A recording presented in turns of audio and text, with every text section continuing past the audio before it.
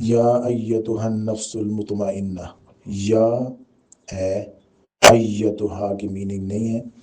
النفس المطمئنہ، نفس مطمئنہ، اے نفس مطمئنہ، یہ خطاب فرما رہے ہیں اللہ رب العزت۔ اللہ رب العزت خود فرما رہے ہیں اور نفس مطمئنہ سے فرما رہے ہیں۔ جیسے حضرت موسیٰ علیہ السلام اللہ رب العزت کا کلام اپنی زندگی میں سن پاتے تھے اور سنا کرتے تھے،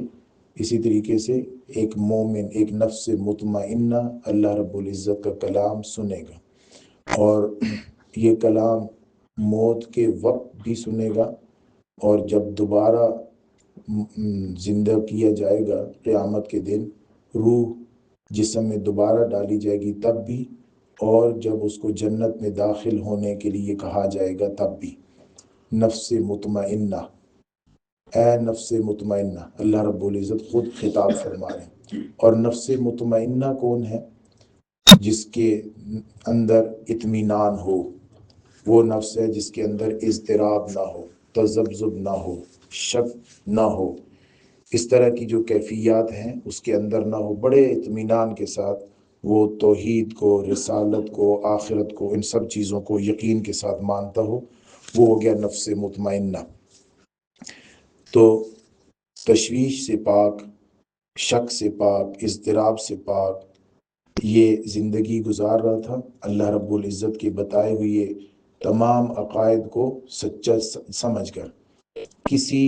دوسری تہذیب کو دیکھ کر اس کے دل میں یہ کبھی شک نہیں اٹھا کہ میری تہذیب، میرا مذہب، میرا طریقہ زندگی کہیں غلط تو نہیں ہے، بلکہ وہ بڑے اطمینان کے ساتھ اس پر اپنی زندگی بسر کرتا رہا۔ اور جیسے قیامت کے دن اٹھے گا تو دوبارہ اسے ویسے ہی لوگوں سے واسطہ پڑے گا جیسے لوگوں کو وہ دنیا میں چاہتا تھا، جن کی روش پر یہ چل رہا تھا، جن کی بات سن کر اس کا دل خوش ہو جاتا تھا اور اسے اپنے مشعل راہ بنانے کی کوشش کرتا تھا، ایسی لوگوں کے ساتھ اس کا واسطہ پڑ جائے گا، ایسی لوگوں میں یہ رہے گا، کوئی اجنبی ماحول نہیں ہوگا اس کے لیے، اس لیے نفس مطمئنہ اس کو فرمایا گیا۔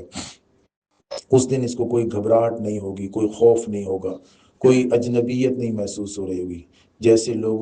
جیسے اپنے متقدمین، اپنے آباء و اجداد، اپنے پہلوں کے واقعات سن کر یہ ان کے مطابق اپنے آپ کو کرنے کی کوشش کرتا تھا، انہی کے اندر پہنچ جائے گا اور انہی کے ساتھ وابستہ ہو جائے گا، اس لیے اسے کوئی گھبراہٹ نہیں ہوگی، کوئی خوف نہیں ہوگا۔ نفس مطمئنہ،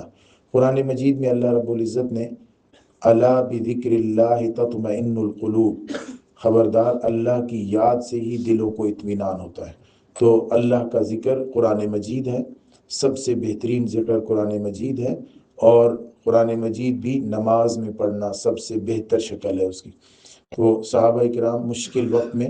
اپنے دل کے اطمینان کے لیے میدان جنگ میں بھی نماز پڑھ لیتے اور نماز میں قرآن مجید کی لمبی تلاوت کر لیتے تاکہ دل کو اطمینان ہو جائے، دل کو سکون مل جائے۔ الا بذکر اللہ تطمئن القلوب، قرآن مجید میں یوں بھی فرمایا الا ان اولیاء اللہ لا خوف علیہم ولا هم یحزنون، اور یہ بھی کہا ہے ان الذین قالوا ربنا اللہ ثم استقاموا تتنزل علیہم الملائکۃ الا خوف علیہم ولا هم یحزنون نحن اولیاؤکم فی الحیاۃ الدنیا وفی الآخرہ ولکم فیہا ما تشتہی انفسکم ولکم فیہا ما تدعون نزلا من غفور الرحیم۔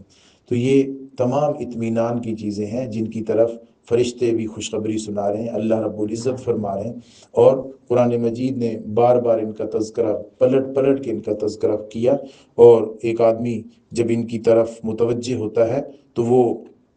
اپنے دل میں اس چیز کو بڑے اطمینان کے ساتھ محسوس کرتا ہے کہ میں راہ حق پر ہوں اور میں سچائی پر ہوں، میں کسی شک اور شبے والی زندگی نہیں گزار رہا، کیونکہ جب ایک آدمی دنیا میں کسی دوسری تہذیب، کسی دوسری ثقافت کو اچھا سمجھ رہا ہوتا ہے اور موت کے وقت اسے لگتا ہے کہ وہ تو ثقافت کسی کام کی نہیں تھی، یا وہ تو پکڑ کا ذریعہ بن گئی، یا جب وہ پہنچے گا جہنم میں تو جہنم میں انہی لوگوں کے پاس پہنچ جائے گا جو اس کی ثقافت اور اس کے کلچر والے تھے اور وہ بھی جہنم میں جل رہے ہیں، تو ایک خوف کی، گھبراہٹ کی، حزن اور غم کی کیفیت ہوگی اس کے لیے، یہ نفس مطمئنہ نہیں ہے۔ नफ्स मुतमइन्ना को अल्लाह रब्बुल इज़्ज़त फरमाएंगे इरजिई इला रब्बिकी राज़ियतम मर्ज़िया, इरजिई इला रब्बिक, वापस लौट अपने रब की तरफ। तो अपने रब की तरफ लौट, ये जुमला मुतशाबिहात में से है। हम इसको इस वक्त नहीं समझ सकते कि इस वक्त इसका क्या मतलब है। किसी मखलूक की तरफ लौटने का कहा जाए ना कि फलां ज़मीन की तरफ लौट जा, फलां जगह की तरफ लौट जा, फलां बंदे की तरफ लौट जा, इस मखलूक की तरफ लौटने का हमें इस दुनिया में समझ आती है, लेकिन खालिक की तरफ कैसे लौटना होगा? खालिक तो हर जगह मौजूद है। इरजिई इला रब्बिक, वापस लौट जा अपने रब की तरफ। ये जुमला उसी वक्त समझ आएगा जब अल्लाह रब्बुल इज़्ज़त फरमाएंगे और हम अपने कानों से सुन रहे होंगे इंशाअल्लाह। इरजिई इला रब्बिक, वापस लौट जा अपने रब की तरफ, राज़ियतम मर्ज़िया, राज़ी और खुश, तू भी राज़ी है और तुझे खुश भी किया जाएगा। फदखुली फी इबादी, बस दाखिल हो जा मेरे बंदों में, वदखुली जन्नती, और दाखिल हो जा मेरी जन्नत में। बाज़ हज़रात ने ये कहा कि इरजिई इला रब्बिक, अल्लाह रब्बुल इज़्ज़त उस रूह को फरमा रहे होंगे कि अपने रब की पैदा की हुई जिस्म की तरफ, बॉडी की तरफ वापस लौट जा, इरजिई इला रब्बिक। और बाज़ हज़रात ने ये कहा कि वापस लौट जा अपने रब की नेमत या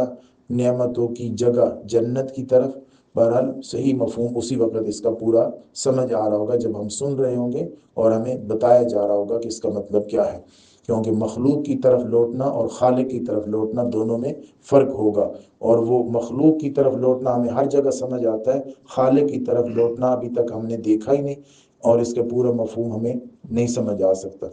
ये खिताब कई बार होगा, मौत के वक्त भी होगा और ये दोबारा ज़िंदा होते वक्त भी होगा और जन्नत में दाखिल होते वक्त भी होगा।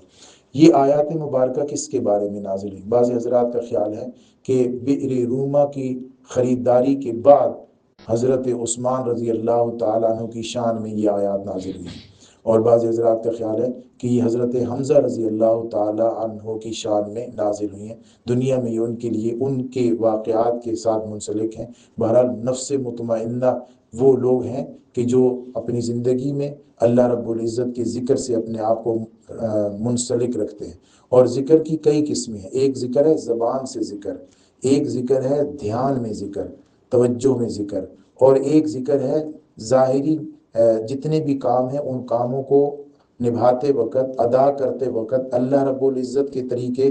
अल्लाह रब्बुल इज़्ज़त के हुक्म और नबी करीम सल्लल्लाहु अलैहि वसल्लम के तरीके के मुताबिक करना, ये भी ज़िक्र है। और सबसे बेहतर ज़िक्र जो है वो कुरान मजीद है। कुरान मजीद को पढ़ें और अपनी ज़िंदगी को उसके मुताबिक जांचते जाएं, उसके मुताबिक है या हटी हुई है, जहाँ से हटी हुई है उसके मुताबिक करने की कोशिश करें। अल्लाह रब्बुल हमारे नफ्स को भी नफ्स मुतमइन्ना बना दें और ये जो नेमतें और ये जो खिताब हैं अल्लाह रब्बुल इज़्ज़त ये सुनने का हमें मौका अता फरमा दें।